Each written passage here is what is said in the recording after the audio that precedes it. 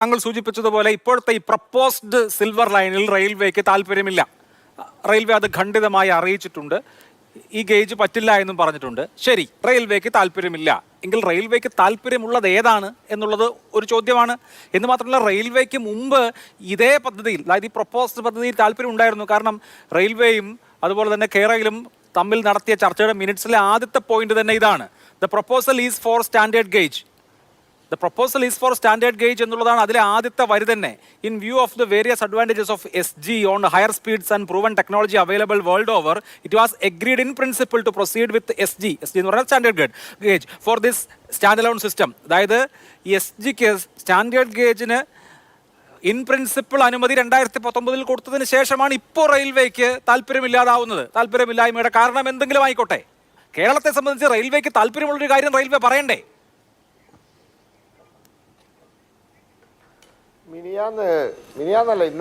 ഇന്നലെ പാർലമെന്റിൽ കേരളത്തിന്റെ റെയിൽവേ വികസനത്തെ പറ്റി ചോദ്യങ്ങളുണ്ടായി.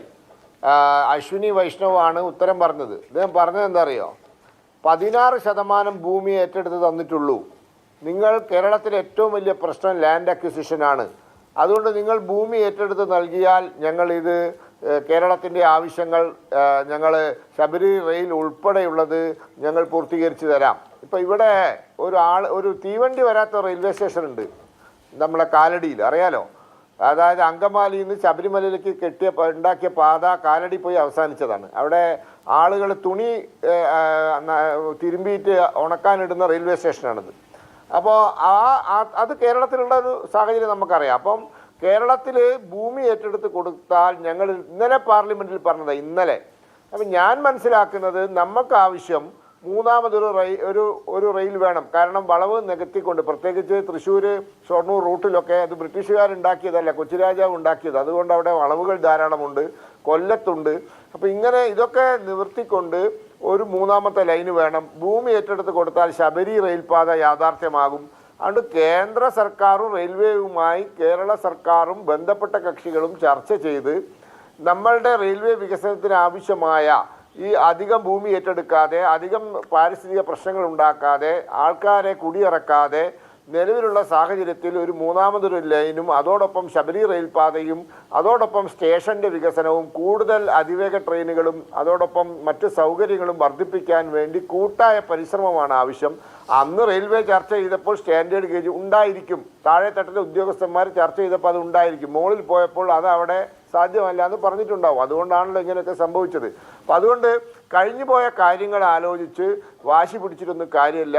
റെയിൽവേ ഡിപ്പാർട്ട്മെൻറ്റും സംസ്ഥാന സർക്കാരും ഇവിടുത്തെ ജനപ്രതിനിധികളും എല്ലാവരും പൊതുസമൂഹവും ബന്ധപ്പെട്ട കക്ഷികളും ചർച്ച ചെയ്ത് നമ്മൾക്ക് ഫീസിബിൾ അതാണ് കേരളത്തിൽ പ്രായോഗികമായി നടപ്പിലാക്കാൻ സാധിക്കുന്ന രീതിയിലുള്ള വികസനത്തെ പറ്റി നമ്മൾ ചർച്ച ചെയ്ത് മുന്നോട്ട് പോകണമെന്നാണ് പറയാറുള്ളത്. ശരി, ഓക്കെ. എന്തായാലും അങ്കമാലി ശബരി പാത സ്ഥലമേറ്റെടുത്ത് കൊടുക്കാത്തത് കൊണ്ടല്ല, റെയിൽവേ ആ പദ്ധതി ഉപേക്ഷിച്ചതുകൊണ്ടാണ്. 400 ഹെക്ടർ സ്ഥലം ഈ പ്രോജക്റ്റിന് വേണ്ടി ഏറ്റെടുത്ത് കൊടുത്തതാണ് റെയിൽവേ. അപ്പൊ ഞങ്ങള് കഴിഞ്ഞതിന് മുന്നത്തെ വർഷം അവിടെ ഒരു കോൺക്ലേവ് നടത്തിയതാണ്. ആകെ 16 ഹെക്ടർ ഭൂമി എന്തോ ആണ് ഏറ്റെടുത്ത് കൊടുക്കാൻ ബാക്കിയുള്ളത്. ഗവൺമെന്റ് ഈ പറഞ്ഞ സ്ഥലം കൊടുക്കാഞ്ഞിട്ടില്ല. റെയിൽവേ ഇപ്പൊ അങ്കമാലി ശബരി റെയിൽപാതയ്ക്ക് ഓക്കെ ആണെന്ന് തീരുമാനിച്ചാൽ ആ പദ്ധതി നടക്കും. ശശി പത്മനാഭൻ, അവിടുത്തെ നാട്ടുകാർക്ക് ഒരു പ്രശ്നമില്ല. ഞാൻ കൃത്യമായി പറയുന്നത്, ആ മേഖലയിലെ പഞ്ചായത്ത് അംഗങ്ങൾ മുതലുള്ള ജനപ്രതിനിധികളെ ചേർത്ത് എറണാകുളത്ത് ഒരു കോൺക്ലേവ് അങ്കമാലി ശബരി പാത യാഥാർത്ഥ്യമാക്കാൻ വേണ്ടി എറണാകുളത്ത് ഒരു കോൺക്ലേവ് മാത്രമേ നടത്തിയിട്ടുണ്ട്. ഞാനായിരുന്നു അത് മോഡറേറ്റ് ചെയ്തുകൊണ്ട് എനിക്ക് നല്ല ഓർമ്മയുണ്ട്. അവിടുത്തെ ജനപ്രതിനിധികൾ എന്ന് പറഞ്ഞാൽ പഞ്ചായത്ത്, ഇവിടെ സമരസമിതിയൊക്കെ ഉണ്ടല്ലോ. പണ്ട് അവിടെയും സമരസമിതി ഉണ്ടായിരുന്നു. ഒരു ഇഞ്ച് മുന്നോട്ട് പോയില്ല. അല്ല, ഇപ്പൊ അവിടുത്തെ ജനങ്ങൾക്കോ അല്ലെങ്കിൽ അവിടുത്തെ പ്രാദേശിക സംവിധാനങ്ങൾക്കോ ഒന്നും ഒരു എതിർപ്പില്ല സാർ. ഗവൺമെന്റ് തീരുമാനിച്ചാൽ മാത്രം മതി. പോയതിനു ശേഷം ഒരു ഇഞ്ച് മുന്നോട്ട് പോയില്ല. അല്ല, അവിടെ സ്ഥലം ഏറ്റെടുക്കലിന്റെ പ്രശ്നമില്ല. റെയിൽവേ തീരുമാനിച്ചാൽ മാത്രം മതി. റെയിൽവേ തീരുമാനിച്ചാൽ ആ പദ്ധതി നടക്കും. അവിടുത്തെ പ്രാദേശിക ജനപ്രതിനിധികൾ അടക്കമുള്ള പഴയ സമരസമിതിക്കാരടക്കമുള്ള ആളുകൾക്ക് വളരെ അനുകൂലമായ നിലപാടാണ്. ഒരു പ്രാദേശിക പ്രശ്നവുമില്ല, ഒരു എതിർപ്പുമില്ല. അങ്കമാലി ശബരി റെയിൽപാത നടപ്പാക്കണമെങ്കിൽ കേന്ദ്ര സർക്കാർ വിചാരിച്ചാൽ മാത്രം മതി. ഒരു ഡിസിഷൻ മാത്രം മതി, വേറെ ഒന്നും അതിനാവശ്യമില്ല. ഒരു ഡിസിഷൻ മാത്രം മതി. അതുകൊണ്ട് അത് സ്ഥലമേറ്റെടുക്കലിന്റെ കുഴപ്പത്തിലിടല്ലേ. ഭൂമി പോലും ഏറ്റെടുക്കാത്ത ഇല്ലില്ല. 2004 ശേഷം ഒരു ഇഞ്ച് തുച്ഛമായ ഭൂമി മാത്രമേ ആ പ്രൊജക്ടിന് വേണ്ടി ഏറ്റെടുക്കാൻ ബാക്കിയുള്ളൂ. ഞാൻ മനസ്സിലാക്കുന്നത് 15-16 ഹെക്ടർ ഭൂമിയുടെ കുറവ് മാത്രമാണ് ആ പ്രൊജക്ടിൽ ബാക്കിയുള്ളത്. ഒന്നും നടന്നിട്ടില്ല. ഇല്ല, എന്തായാലും ആ കാര്യത്തിൽ അങ്ങേക്ക് തന്നെ എനിക്ക് തോന്നുന്നു മൂവാറ്റുപുഴയിലും അല്ലെ ആ പ്രദേശത്തൊക്കെയുള്ള ആ പ്രദേശത്തൊക്കെയുള്ള ജനപ്രതിനിധികളുമായും BJP-യുടെ ഭാരവാഹികളുമായിട്ടൊക്കെ ഒന്ന് ഒരു ഫോൺ സംഭാഷണം നടത്തിയാൽ മനസ്സിലാവും. ഒരു പ്രാദേശിക എതിർപ്പുമില്ല, സ്ഥലമേറ്റെടുപ്പിന്റെ പ്രശ്നവുമില്ല. കേന്ദ്ര ഗവൺമെന്റ് റെയിൽവേയുടെ തീരുമാനം മാത്രമാണ് അക്കാര്യത്തിൽ വിലങ്ങുതടി. റെയിൽവേയുടെ തീരുമാനം മാത്രമാണ് അങ്കമാലി പാതയ്ക്കുള്ള ഒരേ ഒരു വിലങ്ങുതടി. കാലടി വരെ എത്തിച്ചത് അടൽജി ഗവൺമെന്റ് ആണ്, ഒ രാജഗോപാലാണ്. അത് അങ്ങ് തന്നെ പറഞ്ഞല്ലോ.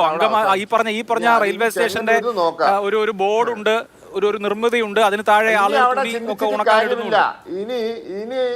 ഇനി ചെങ്ങന്നൂരിലെ പാത നോക്കാം, അതിനെന്ത് ചെയ്യാൻ പറ്റും. ഈ പദ്ധതിക്ക് ഒരു തടസ്സവും ഇല്ല. റെയിൽവേ നടപ്പാക്കാൻ തീരുമാനിച്ചാൽ മാത്രം മതി എന്നുള്ളതാണ്.